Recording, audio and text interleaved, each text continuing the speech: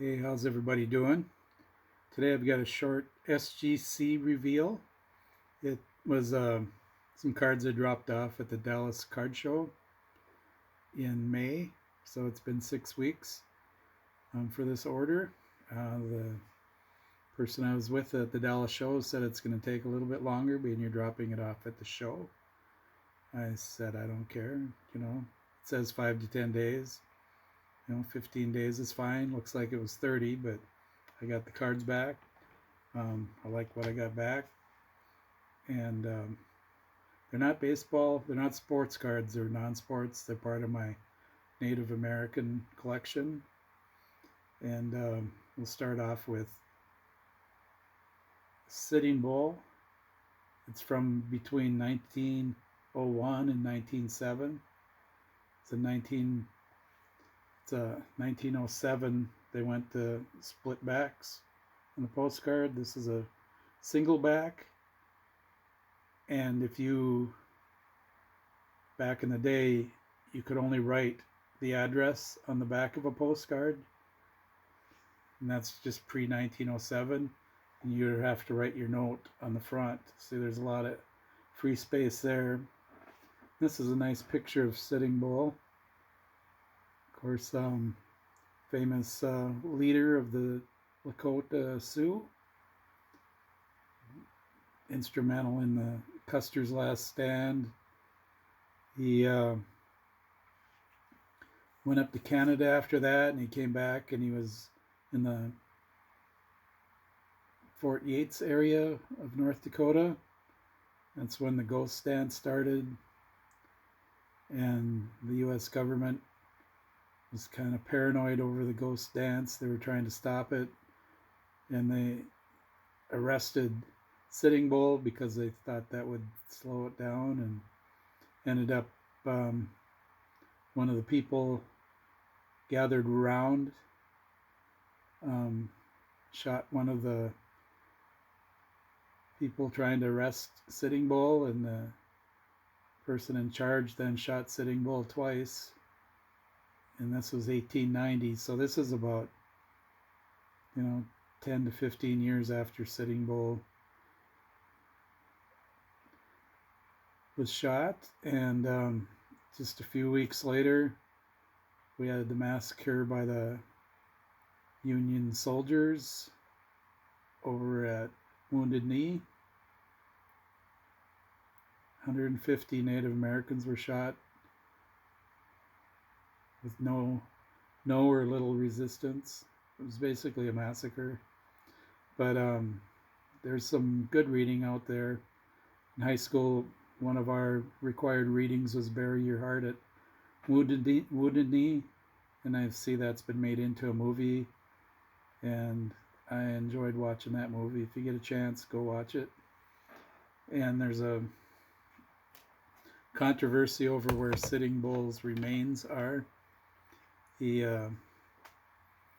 was originally buried in North Dakota in the Standing Rock Reservation, but there's a story that a group from Mobridge, South Dakota went up and took a backhoe and with relatives of Sitting Bull, and they took his remains down to Mobridge, South Dakota.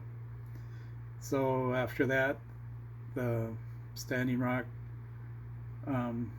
put a slab of cement and a big rock over the place where Sitting Bull was buried, and they claim that he's there, but there are stories that he is in Mobridge. I think Mobridge might be the official resting place for Sitting Bull. That's another story. Here's another postcard that I got. It's from the Buffalo Bill Memorial Museum, and shows Buffalo Bill with Sitting Bull during the Buffalo Bill Wild West show days. Sitting Bull in his full headdress. And this is probably 1940s. It's a linen postcard from Mrs. Johnny Baker.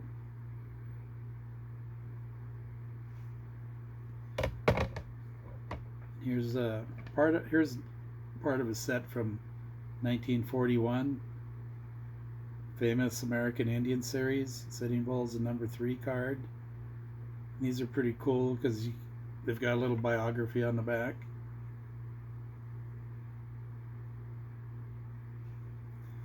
And I've got one more card from that set.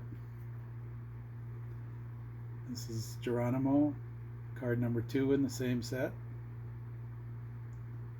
I'm not sure how many are in the set. Every time I think I have a number down, I see a couple more famous Native Americans pop up. And finally, the last one is probably my favorite. This is a 1909 real photo of Geronimo, real photo postcard.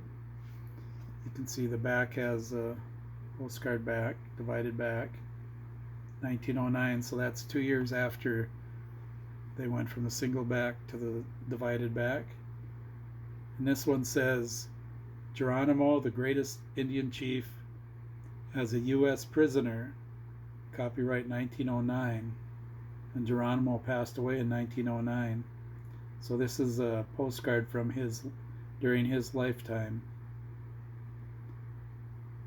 And he was a prisoner for, I think, since 1885. And the government would take him to like exhibitions, and they even took him to Teddy Roosevelt's inauguration. And it just sounded like he's treated like an animal, because they mentioned he would be on exhibition. It's really kind of sad. Such a great man. See if I can get closer. That's Geronimo as a U.S. prisoner. So that's what I have for my SGC reveal. Probably looking forward to the big flea market tomorrow. Maybe I'll find some more postcards, some baseball cards. I know there's a baseball card dealer that's been there the last few times, and it's every holiday in the summer, Memorial Day, Labor Day, and 4th of July weekend. And if I don't find anything there, we have our big annual postcard show coming up at the end of July. I usually find some goodies there. So thank you everybody for watching, and hope you have a great weekend.